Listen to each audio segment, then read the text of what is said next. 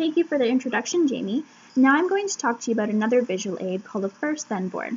A first-then board is a visual support which provides the learner with a visual reminder that once a non-preferred activity is completed, they can do a second preferred activity. A first-then board is used when the learner has low motivation to complete a certain task. The first-then board increases the learner's motivation to complete the task by visually showing that the reinforcer or preferred activity is available immediately after the non-preferred activity is completed. There are many benefits to a first-then board. First of all, it teaches the learner to follow directions. The learner begins to learn that in order to access a specific preferred activity, they must first complete a non-preferred activity. Secondly, it motivates the learner to do activities that are non-preferred and also clarifies when they can do their preferred activity. The learner is motivated to complete the non-preferred activity since completing it leads to accessing the preferred activity. Third of all, it begins to teach the learner about following instructions with multiple steps and also sets the stage for the learner to use more complex visual systems.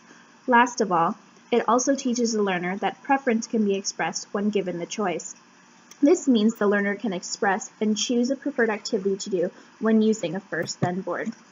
The first-then board procedure is as follows. A first-then board has two spaces, one to place a visual of the non-preferred task with the word first written above it, and a second space with a visual of the preferred task with the word then written above it.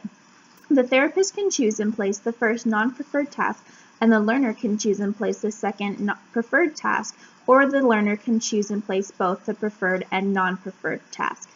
If the therapist finds the learner engaging in problem behaviors, they can simply point to the first-then board, which is a prompt to the learner that completion of the non-preferred activity is necessary to gain access to the preferred activity. It is also important to remember to fade prompts quickly in order to prevent the learner from becoming prompt dependent and ensuring stimulus control is transferred to the discriminative stimulus.